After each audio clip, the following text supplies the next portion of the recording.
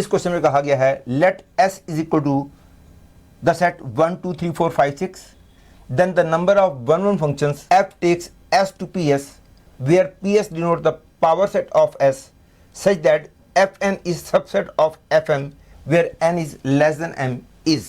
कहने का मतलब है कि f एक फंक्शन है जो सेट s के एलिमेंट्स पे ऑपरेट करता है और आंसर में जो सेट मिलता है वो सेट ps का एलिमेंट होता है। सेट ps का एलिमेंट होने का मतलब सेट s का सबसेट होता है और फंक्शन ऐसा है कि वो 1 1 होना चाहिए और दूसरी कंडीशन है कि सेट fn जो है सेट fm का सबसेट होना चाहिए whenever n is less than m। हमने पता लगाना है कितने 1 1 फंक्शन ऐसे हो सकते हैं जो इन दोनों कंडीशंस को सेट करें। 1 1 भी होना चाहिए और fn जो है fm का सबसेट भी होना चाहिए whenever n is less than m। कहने का मतलब है कि यदि फंक्शन 1 पे ऑपरेट करता है, यदि कोई सबसेट मिलता है तो 2 पे ऑपरेट करने पर जो सबसेट मिलना चाहिए वो 1 वाले सबसेट का सुपरसेट होना चाहिए। फंक्शन यदि 3 पे ऑपरेट करता है तो सबसेट जो मिले तो वो 2 पे ऑपरेट करने पर जो सेट मिला था उसका सुपरसेट होना चाहिए and so on up to f6। और यदि मैं इसी बात को एरो डायग्राम में बताऊं तो सपोज ये है सेट s, ये है सेट ps और s के एलिमेंट्स हैं 1 2 3 4 5 एंड 6। ps के एलिमेंट ऑब्वियसली s के सबसेट्स होंगे और ये तो हम जानते ही हैं कि यदि किसी सेट में n एलिमेंट्स होते हैं तो उसके नंबर ऑफ सबसेट्स 2n होते हैं। दैट इज ps के अंदर 2n सबसेट्स होंगे और इस केस में सेट s में 6 एलिमेंट्स हैं तो कोडोमेन ps में 2^6 दैट इज 64 सबसेट्स होंगे। उनमें से पहला सबसेट एम्प्टी सेट होगा और आखिरी सबसेट सेट s इटसेल्फ होगा और बीच में 62 और सबसेट्स होंगे और फंक्शन 1 1 होना चाहिए। इसका मतलब है कि यदि 1 से जो एरो निकलेगी वो इसके किसी सबसेट पे जाती है तो 2 पे निकलने वाली एरो वहां नहीं जा सकती, बाकी कहीं भी जाए। ये है 1 1 फंक्शन का मतलब, आपको पता ही होगा। और ध्यान रखो ये भी दे रखा है कि 1 पे ऑपरेट करने पर जो सबसेट मिला है 2 पे ऑपरेट करने पर जो सबसेट मिले वो 1 वाले सबसेट का सुपरसेट होना चाहिए। सपोज फंक्शन f ने 1 पे ऑपरेट किया है तो जो सबसेट मिला है उसका नाम मैं a1 रख रहा हूं। a1 जो है इन 64 सबसेट्स में से कोई है। इसी तरह से f2 पे ऑपरेट करेगा तो जो मेरे को सबसेट मिले वो a2 है and so on up to जब f6 पे ऑपरेट करेगा तो जो सबसेट मिलेगा उसका नाम मैं a6 बोल रहा हूं। और according to this condition a1 जो है a2 का सबसेट होना चाहिए, a2 a3 का सबसेट होना चाहिए और क्योंकि फंक्शन 1 1 दे रखा है इसका मतलब हो गया a2 a1 का सुपरसेट तो होना चाहिए लेकिन a2 में a1 से कम एक एलिमेंट ज्यादा तो होना ही चाहिए क्योंकि सबसेट तो तब भी बोलेंगे यदि a2 a1 के बराबर हो जाए। लेकिन क्योंकि फंक्शन 1 1 होना चाहिए इसलिए a2 a1 के बराबर नहीं हो सकता। a2 a1 का प्रॉपर सुपरसेट होना चाहिए। दैट इज a2 में a1 से कम एक एलिमेंट ज्यादा तो होना ही चाहिए and this goes on up to a6। And now to find the number of functions, मैं फर्स्ट सबसे सिंपल केस लेता हूं। सपोज f1 पे ऑपरेट करता है तो a1 सेट जो मिलेगा उसमें एक एलिमेंट होगा। मैं एक एलिमेंट क्यों बोल रहा हूं अभी आपको क्लियर हो जाएगा। और उसके बाद f जब 2 पे ऑपरेट करेगा तो a2 जो मिलेगा वो क्योंकि a1 का सुपरसेट होना चाहिए तो गिवन कंडीशन पे सेटिस्फाई होने के लिए a2 में a1 से एग्जैक्टली एक एलिमेंट ही ज्यादा हो सकता है। दैट इज a2 में पक्का 2 ही एलिमेंट होंगे। ऐसा मैं क्यों कह रहा हूं अभी आपको क्लियर होगा। ऐसे ही जब फंक्शन 3 पे ऑपरेट करेगा तो जो a3 मिलेगा उसमें भी a2 से एग्जैक्टली एक एलिमेंट ही ज्यादा होना चाहिए। इस तरह से a3 में 3 एलिमेंट होंगे and so on up to यदि f जो है a6 पे ऑपरेट करेगा हर बार क्योंकि एक एलिमेंट बढ़ा रहा हूं तो a6 में 6 एलिमेंट्स होंगे। और अब मैं बताऊंगा कि ये मैं क्यों कह रहा था कि a2 में a1 से एग्जैक्टली एक एलिमेंट ही ज्यादा होना चाहिए क्योंकि यदि मैं एक एलिमेंट बढ़ाता हूं तो उस सिचुएशन में a6 में 6 एलिमेंट्स पे पहुंच जाता हूं। यदि मैंने a1 से a2 पे आने पे 2 एलिमेंट बढ़ा दिए और बाकी सब जगह पे केवल एक ही एलिमेंट बढ़ाऊं तो भी मैं a6 पे पहुंचने के लिए a6 में 7 एलिमेंट होने पड़ेंगे। लेकिन सेट s इटसेल्फ में 6 एलिमेंट हैं तो फिर A6 में 7 एलिमेंट तो हो ही नहीं पाएंगे, ऐसा फंक्शन बन ही नहीं पाएगा। इसलिए मैं श्योरली कह सकता हूं कि A2 में A1 से एग्जैक्टली एक एलिमेंट ज्यादा होगा, A3 में A2 से एग्जैक्टली एक एलिमेंट ज्यादा होगा एंड सो ऑन। लेकिन ये केस मैंने वो लिया था कि यदि मैं सेट A1 में एक एलिमेंट से शुरू किया था। बाकी केसेस भी करूंगा मैं, लेकिन पहले अब इस केस में नंबर ऑफ फंक्शन कितने हो पाएंगे वो कैलकुलेट कर लेता हूं। क्योंकि मैंने बोला है कि सेट A1 में एक एलिमेंट है, तो how many values of A1 are possible. मैं 6 में से कोई एक एलिमेंट चूज कर लूंगा तो मेरे को A1 सेट मिल जाएगा। अब A2 सेट बनाने के लिए क्योंकि मेरे को 2 एलिमेंट चाहिए और एक एलिमेंट तो A1 से ही मिल जाएगा, दूसरा एलिमेंट बाकी 5 में से कोई एक होगा। इसी तरह से A3 बनाने के लिए बाकी 4 में से कोई एक एलिमेंट चूज कर लूंगा, 4C1 and so on up to A6 बनाने के लिए element can be chosen in 1C1 number of ways, that is 6, 5, 4, 3, 2, 1, that is 720 subsets are there. That is, इस केस में I have got 720 functions are there which satisfy the given conditions. ये मैंने वो case लिया था यदि मैंने set A1 के अंदर एग्जैक्टली एक एलिमेंट से शुरू किया था। सेट A1 में एग्जैक्टली 2 एलिमेंट से तो मैं शुरू कर ही नहीं सकता, क्योंकि यदि एक एक एलिमेंट भी बढ़ाता हूं तो भी A7 में 7 एलिमेंट होने पड़ जाएंगे, जो कि हो नहीं सकता क्योंकि सेट S में 6 एलिमेंट हैं।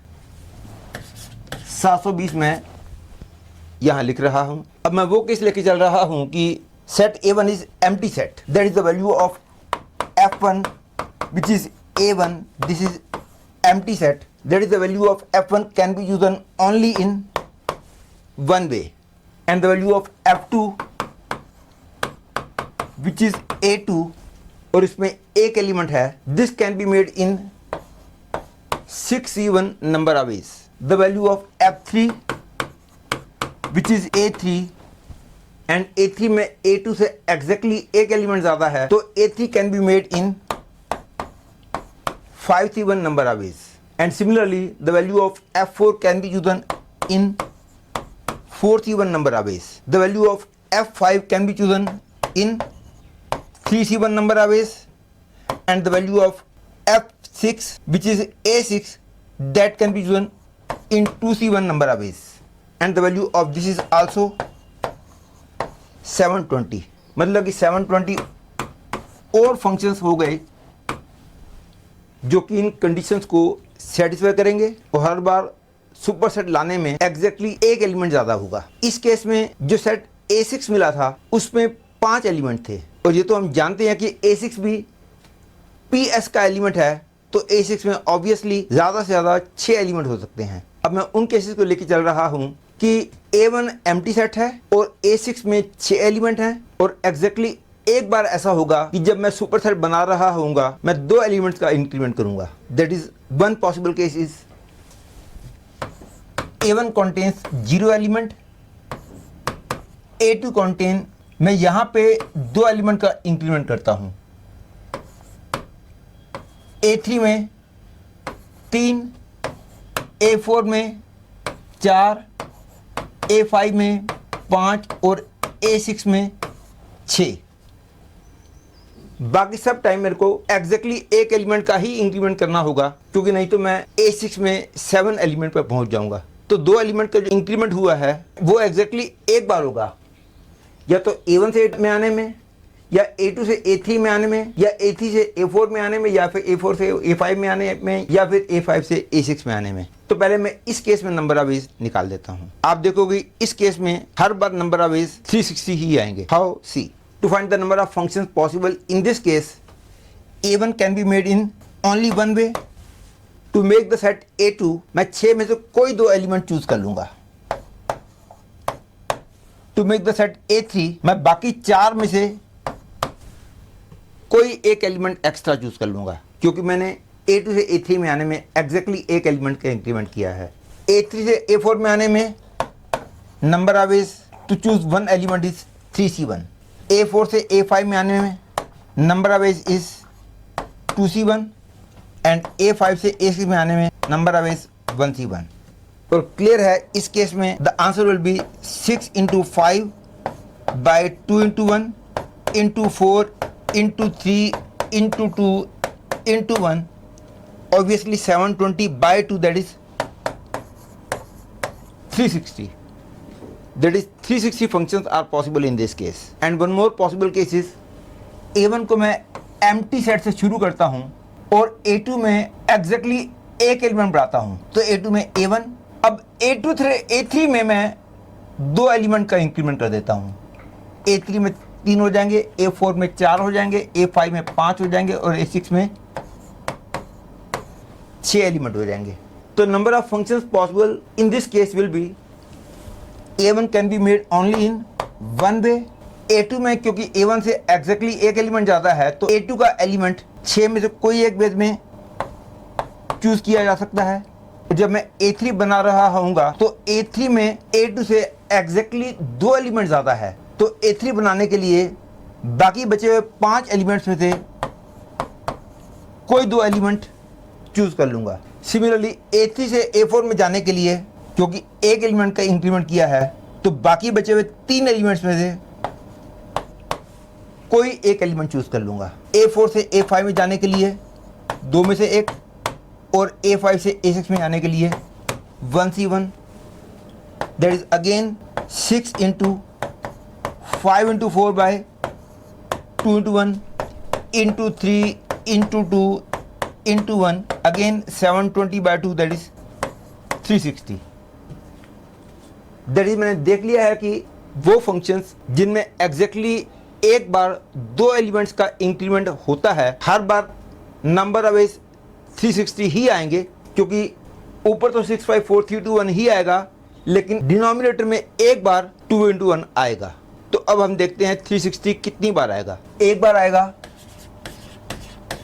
जब मैं एग्जैक्टली 2 एलिमेंट का इंक्रीमेंट A1 से A2 में जाने में लाऊंगा। एक बार आएगा A2 से A3 में जाने में, एक बार आएगा A3 से A4 में जाने में, एक बार आएगा A4 से A5 में जाने में, एक बार आएगा A5 से A6 में जाने में। दैट इज ऑब्वियसली 360 5 बार आएगा।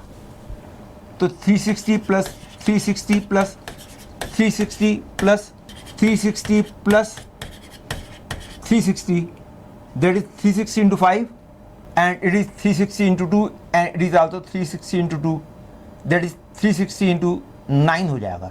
Hence total number of functions possible are 360 into 9, that is 3240।